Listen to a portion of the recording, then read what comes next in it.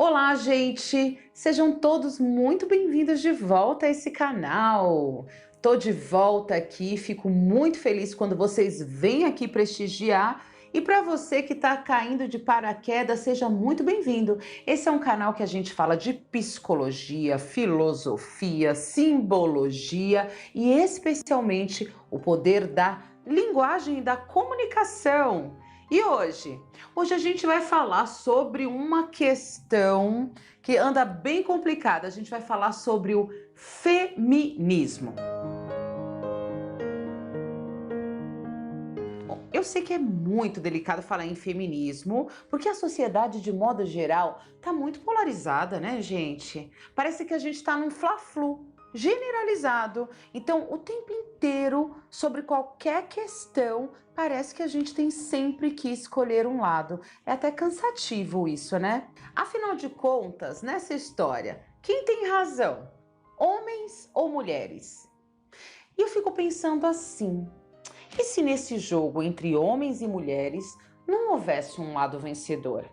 E se ambos os lados fossem os vitoriosos, num jogo mais equilibrado entre tarefas e responsabilidades? Bom, para mim, essa parece uma ótima opção, não é verdade? E é justamente sobre isso que se trata o feminismo. Joga aí no Google, no Wikipedia está escrito: 1. Doutrina que preconiza o aprimoramento e a ampliação do papel e dos direitos das mulheres na sociedade. 2. Movimento que milita nesse direito. Então, se o feminismo busca por igualdade de direito, então por que homens e mulheres ainda têm uma visão tão ruim acerca desse tema? Vamos pensar um pouquinho? Gente, para o feminismo existir, ou seja, para essa igualdade de gêneros existir, é necessário extinguir o patriarcado. E o que é o patriarcado? A gente ouve muito essa palavra, né? O patriarcado é o sistema social em que homens mantêm o poder primário e predominam em funções de liderança política.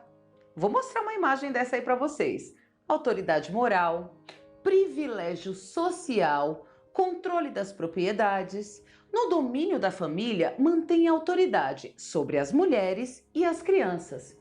O sistema patriarcal é ainda, em 2020, o sistema vigente, especialmente aqui no Brasil. Quer ver só? Amanda, coloca umas imagens aí pra gente. Essa imagem aqui, eu acho que ela fala bastante coisa. É uma foto de 2018 com a Maria do Rosário aí. Olha quantos homens ao redor dela, né? Olha aí. Então, ó, mais uma imagem aqui, tá? Essa já é de 2020, né? Então, a gente tá vendo o quê? Duas mulheres na foto, então, enquanto a maioria é predominantemente masculina e branca, né, gente? É esse o sistema patriarcal que a gente está falando. Então, ó, mais uma questão para ilustrar, né? Mulheres têm mais educação formal, tá? E mesmo assim, as mulheres recebem menos em todas as posições. Então, aí, ó, na posição de analfabetos, a renda feminina é de R$ 681, enquanto a masculina é de R$ 809. E sabemos que muitas vezes essas mulheres têm filhos, né? E muitas vezes é ela que representa aí boa parte da renda familiar. Então, a situação fica complicada. Quem ganha mais, né? Então, 95% das profissões, homens ganham mais que mulheres. Somente 5% das profissões, mulheres ganham mais do que os homens. E como vocês viram, não é por uma questão de estudo, né? Nós mulheres temos as mesmas habilidades cognitivas que os homens. É injustificável isso acontecer ainda em 2020. Bom, vamos falar aí do participação masculina nos trabalhos domésticos. Então, quando a gente fala de lavar roupa, 14% dessa tarefa fica a cargo dos homens, então 86% com as mulheres, 13% passando roupa, 26% varrendo a casa, 22% na faxina de modo geral. Então, quer dizer, é um número muito inferior. Horas, você é um homem adulto, por que você acha que tem que ter alguém te servir o tempo inteiro? Não dá mais, né? Como o Raul Seixas cantava numa música chamada Novo Aeon, nem as mulheres tidas escravas já não querem servir mais, né, gente? Chega disso.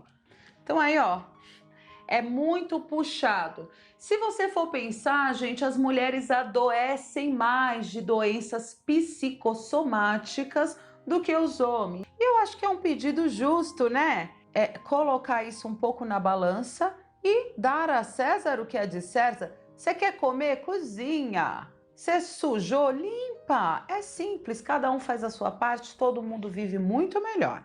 Essa relação em que homens e mulheres têm papéis muito bem definidos, cada um tá aqui no seu quadrado e não impacta, não sabe fazer o trabalho do outro, é muito grave. Essa construção, ela começa desde a primeira infância. Como que a gente separa a brincadeira de menino e menina? Menino vai brincar de carrinho, menina vai brincar de boneca. O brincar é uma preparação, é uma construção para a vida adulta. É muito necessário que as mulheres saibam dirigir, né? Para o homem também é ruim essa relação de dependência, né? Quando você tem uma parceira que o tempo inteiro depende de você, você tem que levar em todos os cantos porque ela não tem essa independência, também te rouba tempo. Também é complicado. Quando o homem ele não tem independência para saber cozinhar, lavar, limpar, muitas vezes ele se vê e ele é obrigado a entrar num relacionamento, não porque ele ama, não porque ele quer estar com aquela pessoa, mas porque ele necessita daquela pessoa.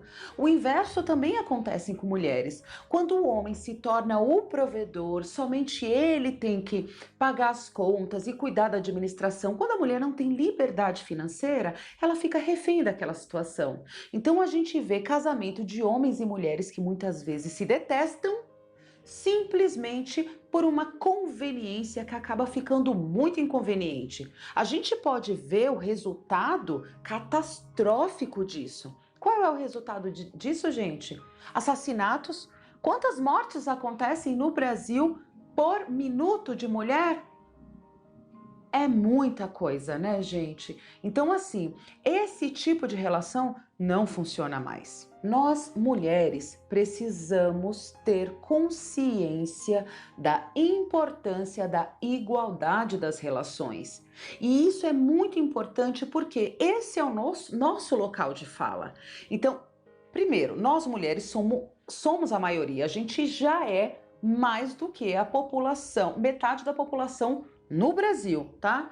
Em países como a Índia, por exemplo, não, porque as mulheres são assassinadas, inclusive no ventre materno, porque ter uma menina num país como aquele ainda é sinônimo de ser uma coisa muito ruim. Olha como esse sistema patriarcal é violento, é assassino. Então, voltando aqui para o Brasil, nós somos a maioria da população e mãe da outra metade, né, gente? Então, a gente precisa tomar muito cuidado como estamos educando os nossos meninos, né? Os meninos precisam ter uma relação mais igualitária, inclusive nas tarefas domésticas, precisam ajudar. As meninas também. É uma família, todo mundo ajudando em prol de um bem comum, né?